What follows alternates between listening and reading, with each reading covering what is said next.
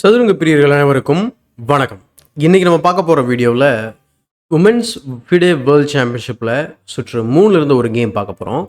இந்த கேம் வந்து பார்த்திங்கனாக்கா நடப்பு சாம்பியனான ஜூ வந்து ஒயிட் பீஸ் வந்து ஹேண்டில் பண்ணுறாங்க. ஸோ சேலஞ்சரான டோன் ஜாங்கி வந்து பிளாக் பீஸ் வந்து ஹேண்டில் பண்ணுறாங்க. ஸோ ஏற்கனவே வந்து டான் ஜாங்கி வந்து லீடிங்கில் போயிட்டுருக்காங்க 1 பாயிண்ட்ஸில். ஸோ இவங்க வந்து பார்த்திங்கனாக்கா அதை ஃபைட் பண்ணியே ஆகணும். ஸோ ஒயிட் பீஸ் இருக்குது. ஸோ என்ன நடக்குது அப்படிங்கிறத பார்க்கலாம். ரொம்ப இன்ட்ரெஸ்டிங்கான ஒரு கேம் ஆக்சுவலாக. இந்த கேமை பார்க்கறதுக்கு முன்னாடி ஒரு ரெக்வஸ்ட் என்ன அப்படின்னா, நம்ம சேனல் நீங்கள் சப்ஸ்கிரைப் பண்ணாமல் வீடியோஸ்லாம் பார்த்துட்ருக்கீங்க அப்படின்னா சப்ஸ்கிரைப் பண்ணிட்டு பெல் பட்டனை ப்ரெஸ் பண்ணி வச்சுக்கோங்க. இப்போ இந்த கேமை பார்க்கலாம். இந்த கேமில் ஜூன் E4 ஓப்பன் பண்ணுறாங்க. அதுக்கு reply C5.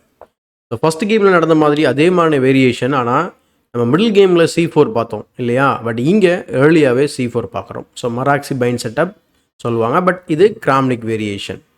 So knight C6 develop பண்ணுறாரு. பின் அதுக்கப்புறம் pawn to D4, C takes D4, knight takes D4, பின் அதுக்கப்புறம் bishop to B4 check. So just நார்மலாக டெவலப்பிங் மூவ் தான் இது எல்லாமே. ஸோ இங்கே வந்து பிஷப்பால் பிளாக் பண்ண முடியாது, நைட் இஸ் ஹேங்கிங். ஆக்சுவலாக பண்ணுறதுனா பண்ணலாம் பிஷப் டு D2, பட் நீங்கள் நைட் C3 விளையாடுறாங்க, இம்பேலன்ஸ் க்ரியேட் பண்ணுறதுக்காக ட்ரை பண்ணுறாங்க. Night E7. ஸோ ரொம்ப இன்ட்ரெஸ்டிங்கான நைட் போஸ்ட் ஆக்சுவலாக. சென்டரில் ஸ்ட்ரைக் பண்ணுறதுக்கு D5க்கு எக்ஸ்பேண்ட் பண்ணுறதுக்கு ஹெல்ப்ஃபுல்லாக இருக்கும். ப்ளஸ் ஜஸ்ட் எஃப் பானை வந்து தடுக்காமல் இருக்கிறாங்க. Bishop E2, D5, E takes D5, E takes D5, அதுக்கப்புறம் knight and series of exchanges நடக்குது. நடந்து முடிஞ்சதுக்கப்புறம் இந்த பொசிஷனில் கேன்சல் பண்ணிடுறாங்க. ஏன் கேன்சல் பண்ணணும் அப்படின்னா, நைட் வந்து பின்னில் இருக்குது இல்லையா. ஸோ இப்போது D5ல ப்ரெஷர் பில்டப் ஆக போகுது. ஸோ அதனால் அவங்களும் கேன்சல் பண்ணுறாங்க. கேன்சல் பண்ணதுக்கப்புறம் C takes D5, C takes D5. இப்போதைக்கு அந்த பானுக்கு 2 டிஃபெண்ட் இருக்காங்க, அவங்க பிரச்சனை இல்லை. ஸோ அதனால் பிஷப் F3 போட்டு தேர்டு டிஃபெண்டர் ஆர் அட்டாக்கரை கொண்டு வராங்க. ஸோ 3 அட்டாக்கர்ஸ் இருக்கிறாங்க. ஸோ அவசரப்பட்டு அந்த பிஷப்பால் இதை வெட்டுறதுக்கு முன்னாடி முடிஞ்ச அளவுக்கு பீஸை நம்ம டெவலப் பண்ணி டிஃபெண்ட் பண்ணணும். இதை நான் வந்து டேட் அப்படின்னு சொல்லுவேன், develop and defend. So bishop E6, bishop G5. So இப்போ பின்னில் போட்டாங்க. இப்போ கட்டாயம் வெட்டி ஆகணும். அப்படி வெட்டும்போது ஸோ குயின் சைடில் வந்து பார்த்திங்கன்னா 2 பேருக்கும் ஐசோலேட்டட் பான்ஸ் க்ரியேட் ஆகிருக்கு. இப்போது இதில் ஒரு விஷயம் என்னென்னு பார்க்கும்போது, இது சென்டர் பான் ஓகேங்களா, டிப்பிக்கலான ஒரு IQP. பட் இந்த பான் வந்து ஒரு செமி ஓப்பன் ஃபைலில் இருக்கக்கூடிய ஒரு வீக் பான். ஏன்னா C பானாக மாட்டிக்கிச்சு, வேறு வழி கிடையாது. ரொம்ப வீக்கான பான் தான் இதை சொல்ல முடியும். ஸோ இமீடியட்டாக ரூக் C8 போடுறாங்க. அடுத்து குயின் A4 டார்கெட்டிங் A7. இப்போ என்னென்னா, இந்த பொசிஷனில் நம்ம வந்து லாங் டேர்மாக திங்க் பண்ணி பார்க்கணும். ஸோ ஓகே, இந்த பானுக்கு அந்த பான் போகுது அப்படின்றத விட லாங் டேர்மாக நம்ம திங்க் பண்ணி பார்க்கும்போது, நான் இந்த பானை விட்டு கொடுக்கும்போது நான் இந்த பானை எடுத்தோம் அப்படின்னா ஒயிட்டுக்கு இங்கே அவுட் சைட் பாஸ் பான் வந்து க்ரியேட் ஆகும். ஸோ அது ரொம்ப ஸ்ட்ராங்கான ஒரு விஷயம் ஒயிட்டுக்கு. ஸோ அதனால் H6, so counter attack. So பிஷப்க்கு ஒரு question mark, bishop D2 drop ஆகிடுது. அதே போல் இந்த பொசிஷன் நீங்கள் கேப்சர் பண்ணீங்க அப்படின்னா டெவலப் பண்ணி டிஃபெண்ட் பண்ணுறது மட்டும் இல்லாமல் ரூக்குக்கு D5 கிடைக்கும். கன்வீனியண்ட்டாக வந்து டெவலப்மெண்ட்டை கேரி அவுட் பண்ணலாம். அதே போல் நீங்கள் பின்ன மெயின்டைன் பண்ணுறதா நினச்சிங்க அப்படின்னா ரூக் C4 இருக்குது. இங்கே பீஸ் ட்ராப் கிடையாதுன்னா கவுண்டர் அட்டாக் இருக்குது. ஆனால் கவுண்டர் அட்டாக் முடிஞ்சதுக்கப்புறம் குயின் அட்டாக்ல இருக்குது. சரி, குயினை மூவ் பண்ணலான்னு சொல்லி பார்த்தா ரூக் C8 இருக்குது, queen F6, porn to D4 அந்த பானை வந்து வின் பண்ணிடலாம். ஸோ ரொம்ப இன்ட்ரெஸ்டிங்கான ஓப்பனிங் வந்து இங்கே கேம் வந்து போயிட்டுருக்கு. ஸோ பிஷப் வந்து D2 ட்ராப் பண்ணிடுறாங்க இந்த காரணத்தினால. So A5. ஏன்னா சில பேருக்கு இந்த பொசிஷன் பார்த்த உடனே இதை பார்த்தா ட்ரா மாதிரி தான் தோணும். பட் இன்ட்ரெஸ்டிங்கான விஷயம் என்ன அப்படின்னா, ஒயிட்டுக்கு பிஷப் பேர் இருக்குது, பொசிஷன் வந்து ஓப்பன் பொசிஷன் ஆல்மோஸ்ட். ஸோ என்ன நடக்குதுன்ற பாருங்கள். Rook Fe1. ஸோ ரூக் Fe1க்கு அப்புறம் கேமில் வந்து ரூக் C4 பார்க்குறோம். இதே இந்த பொசிஷனில் வந்து ஒரு எஸ்கேப் ஸ்கொயர் க்ரியேட் பண்ணலாமா அப்படின்னு சொல்லி பார்த்தோன்னா, சாரி அபவுட் திஸ்.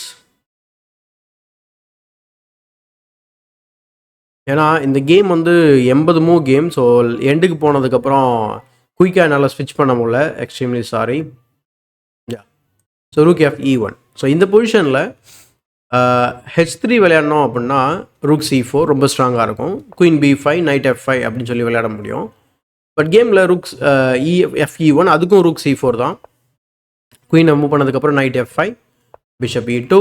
ஸோ ரூக்கை கிக் பண்ணுறாங்க. ரூக் C8 போயிடுது திரும்ப. அடுத்து ரூக் AD1. ஸோ சென்ட்ரல் ஃபைலில் வந்து வச்சுக்கிறாங்க ரூக்கை. So queen to D6.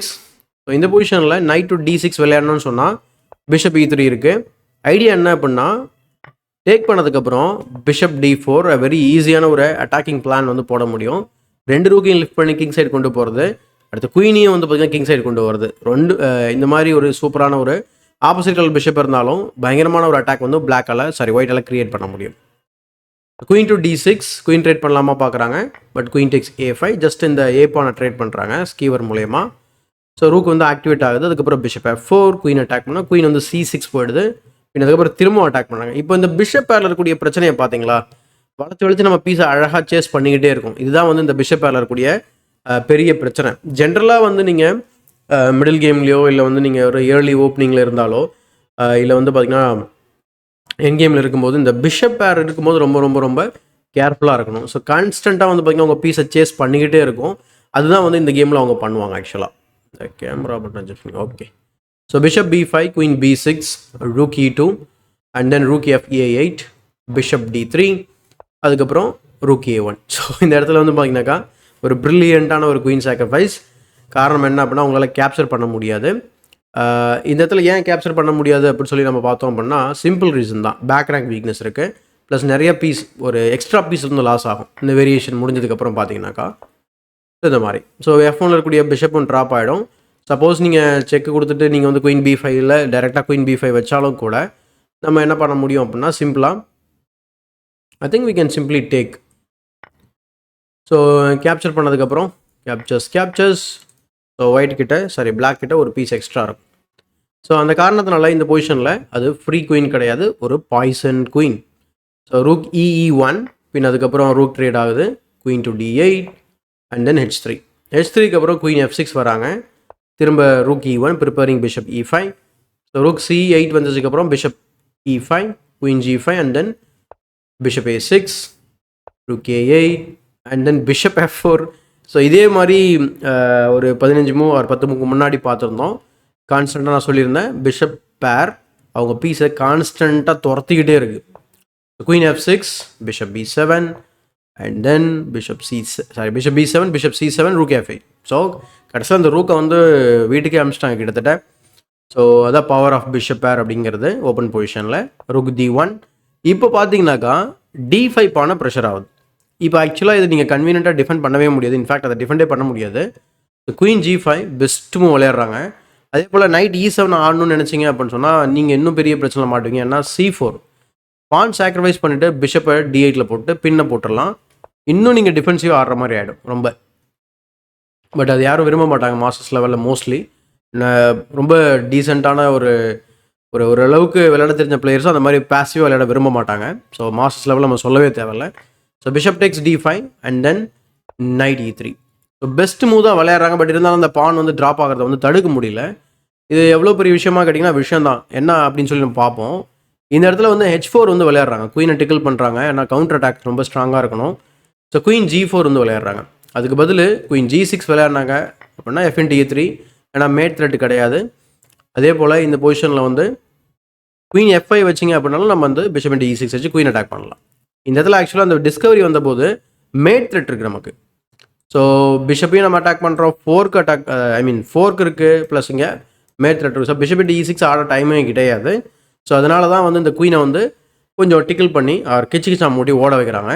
So queen tax G4 queen trade ஆகுது. இந்த ப்ராசஸில் அவங்களுக்கு வந்து பார்த்திங்கன்னா அந்த ரூக்கை எஸ்கேப் பண்ணுறதுக்கு ஒரு மூவ் கிடைக்குது. ஆனால் அந்த ப்ராசஸில் என்ன ஆச்சு அப்படின்னு கவனிச்சிங்கனாக்கா ஒரு பான் வந்து ட்ராப் ஆகிடுது. ஸோ பான் ட்ராப் ஆனதுக்கப்புறம் knight takes D5 rook takes D5 rook A8. So இப்போ வந்து ஒரு கம்ப்ளீட்டான ஒரு opposite colour bishop ending plus ஒரு pawn extra rook end game இல்லையா. இது மாதிரி நம்ம நிறைய என் கேம்ஸ் பார்த்துருப்போம். ஜென்ரலாக ஆப்போசிட் கலர் பிஷப்னு சொன்னாலே நம்ம என்ன பண்ணுவோம், ஓகே இது ட்ரா அப்படின்னு சொல்லுவோம். பட் இந்த கேமில் ஒரு மாஸ்டர் கிளாஸ் அப்படின்னு சொல்லலாம். அந்தளவுக்கு பயங்கரமான ஒரு டெமான்ஸ்ட்ரேஷன் வந்து இங்கே பண்ணியிருக்கிறாங்க. இந்த பொசிஷனை இம்ப்ரூவ் பண்ணுறது எப்படி அப்படிங்கிறத நம்ம நல்லா கவனித்தோம் அப்படின்னா ஆப்போசிட் கலர் பிஷப் எண்டிங்காக இருந்தாலும் ரூக் கையில் இருக்கும்போது ஒரு பான் அவுட் சைட் பாஸ் பான் ஆர் இந்த மாதிரி சி பானாக இருக்கும்போது எப்படி இதை கன்வெர்ட் பண்ணலாம் அப்படிங்கிறது ஒரு சூப்பரான ஒரு மெசேஜிங்க. இங்கே ஜூவென்ஜன் வந்து ஒரு மாஸ்டர் கிளாஸ் எடுக்கிறாங்கன்னு தான் சொல்லணும். எப்படி நடக்குதுன்னு பாரு. பிஷப் B6 பிஷப் E6 ரூக்கை சேஸ் பண்ணுறாங்க. Rook D6 king F8 bishop D4 and then king E7. இப்போ பிளாக்கோட ஸ்ட்ராட்டஜி என்னன்னு பார்த்தோம் அப்படின்னா பிளாக் வந்து எல்லா பானையும் லைட் ஸ்கோரில் ஃபிக்ஸ் பண்ணிவிட்டு இந்த பிஷப்பால் பேஸ் பாயிண்ட்டை கார்ட் பண்ணுவாங்க. அதுக்கப்புறம் இந்த ரூக்கையும் கிங்கையும் வச்சு ஆக்டிவாக விளையாடுறதுக்கு ட்ரை பண்ணுவாங்க. அப்போ ஒயிட்டோட பிளான் என்ன அப்படின்னு பார்த்தா அதே போல் தான். பிஷப் வச்சு நீங்கள் ஆங்கரிங் பண்ணிவிட்டு பேஸ் பாயிண்ட்டை டிஃபெண்ட் பண்ணிவிட்டு கிங்கையும் ரூக்கையும் யூஸ் பண்ணி இவங்க இந்த பானை பாஸ் பண்ண இருக்க பானை குயின் பண்ணுறதுக்கு ட்ரை பண்ணுவாங்க. ஸோ பிளாக் அதை தடுக்கணும். இது வந்து யார் சக்சீட் ஆகுறாங்க அப்படிங்கிறத பாருங்கள். ஸோ இப்போ 44 மூவ் பார்த்துருக்கோம், இன்னும் ஒரு 50 மூவ் கிட்ட பார்க்க வேண்டியிருக்கு. ஸோ ருக் B6 G6. ஸோ ஏன்னா நம்ம வந்து இங்கே டாக்டஸ் இருந்தது, அதனால் பிஷப் இன்ட்டு G7 ஆட முடியாது.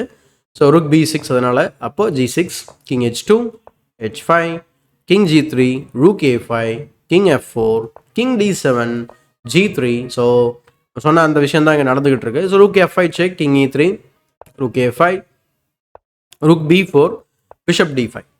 அதே போல் சில பொசிஷன்ஸில் வந்து நம்ம பார்க்கும்போது இந்த இடத்துல இந்த பானை புஷ் பண்ணியிருக்கலாமே, அந்த இடத்துல இந்த பானை புஷ் பண்ணியிருக்கலாமே நமக்கு தோன்ற எல்லா இடத்துலையுமே வந்து பார்த்திங்கன்னா பெரிய பெரிய இன்ஸ்ட்ரக்டிவான மொமெண்ட்ஸ் இருக்குது.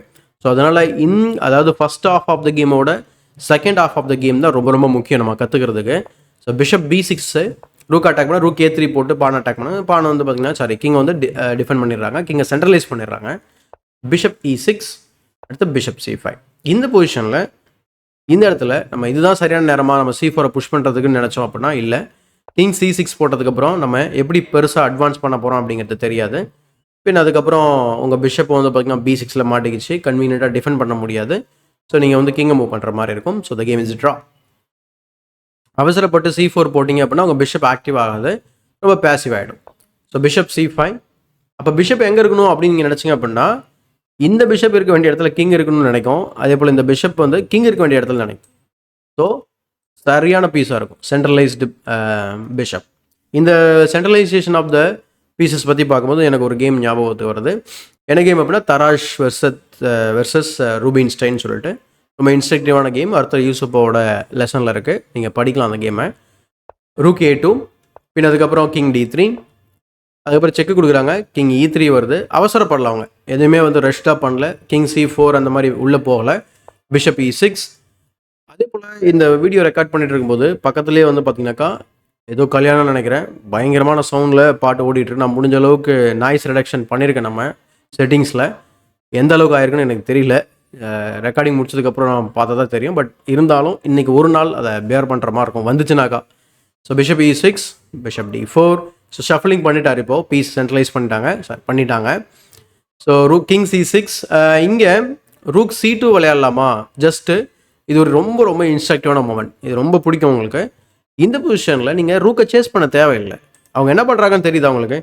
பிஷப் இங்கே கார்ட் பண்ணுது, ரூக் இங்கே கார்ட் பண்ணுது இன்டெரக்டாக. அப்போ பானை வந்து நம்ம புஷ் பண்ண முடியாது, ப்ரிவென்ட் பண்ணுறாங்க. ஆனால் ஆச்சரியமாக கம்ப்யூட்டர் என்ன சொல்லுது அப்படின்னா இங்கே கொண்டு போங்க, இங்கே கொண்டு போய் வச்சுக்கோங்க, கொண்டு போயிட்டு செக்கு கொடுத்து இங்கே சாக் பண்ணுங்கன்னு சொல்லுது.